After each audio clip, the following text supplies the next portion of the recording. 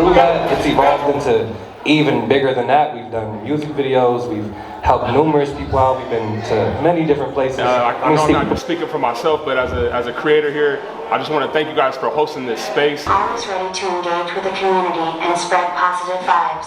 Thank you. Mental health and sharing valuable information are crucial, and I'm honored to be a part of that conversation. Yeah, give me a round of applause, man. Come on with y'all.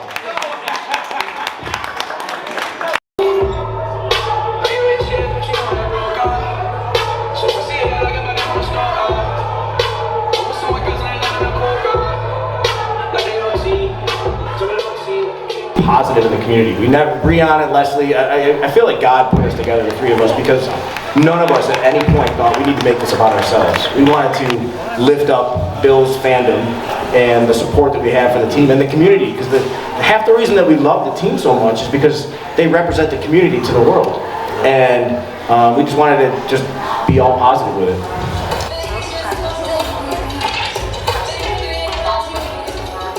So that they are now here in Las Vegas with us next to Grace.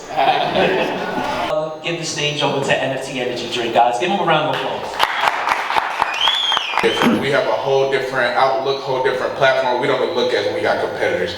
We're doing our own thing. So again, we thank you for the opportunity and embracing us, because we are starting off as a startup company. It is hard. We made a lot of pivots on this journey, but we here. So again, thank you.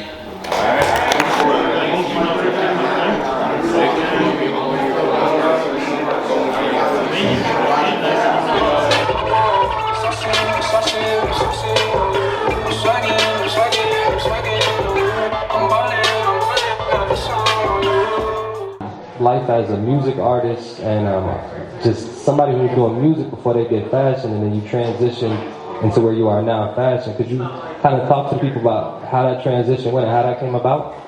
City of them players, a million souls. Yes, sir. Yes, sir. To earn respect.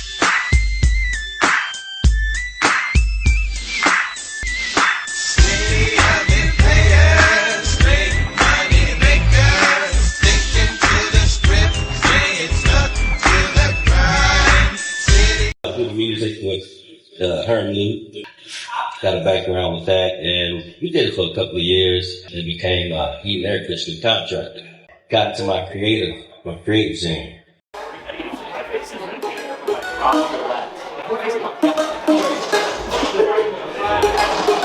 I was like, where the hell is everybody at?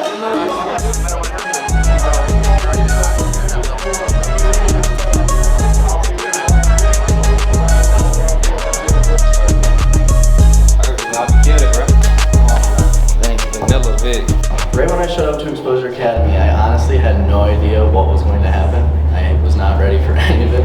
But right when I showed up, everything was so open and was so easy to get involved with. It was just an overall amazing experience. Right when I got there, he showed up to my 7-on-7 game because I was supposed to be there the first day. And I didn't know they were coming, so I just saw a cameraman right behind me the whole game.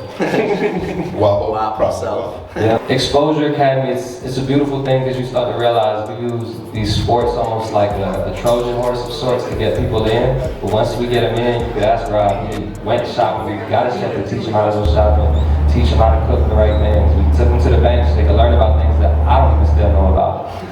So I think the Exposure Academy, what we're doing, it speaks to something bigger than just sports. Of course, sports are great. We're going to use that to get everybody in because, I mean, let's be honest. If you're in his shoes and your favorite team's legend comes and like, hey, bro, I'm going to teach you some stuff. Of course, you're going to come, but they don't know that Steve is also going to teach them how to take care of their life and how to do many other things because, truth be told, most people won't have as successful a career as Steve. And even if they do, Steve still had to do something when his career was up. And so just imagine if you weren't as successful as him, you would still have to find something. I think what we're doing, we're battling that before they get there, because you don't want to get to 29, 32, 33, and you just figuring out what you're doing. You can still make it work, but it's going to be so much harder rather than if you come in here and we're doing what we're doing, we're building a community, and you can figure out that, hey, I'm good at football, but I like to make music. I like to do videos.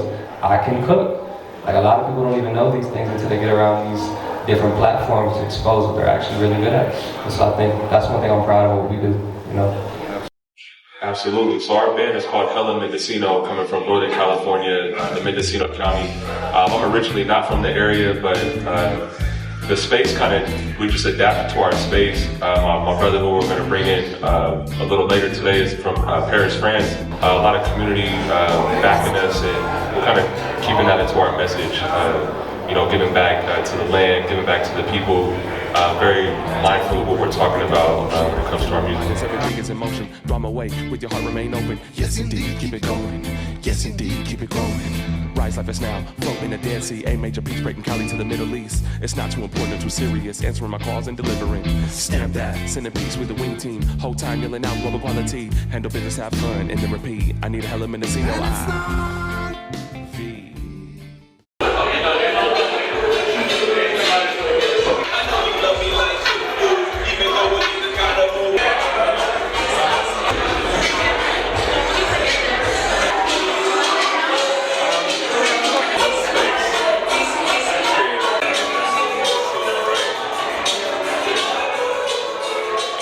We feel like everybody has a creative spirit, and for us, our whole ability is about powering that journey. We want to document that, right?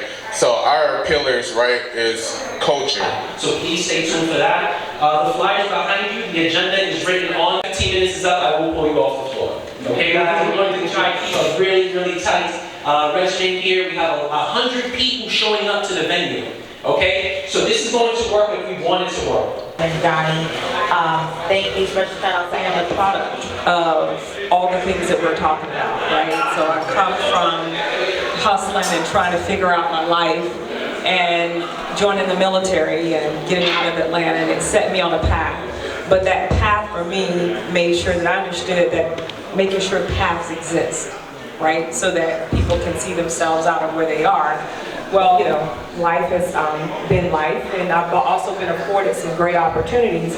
So going from, the military to Lockheed Martin Aeronautics as an engineer to GE, it gives us all these different tips that go along the way.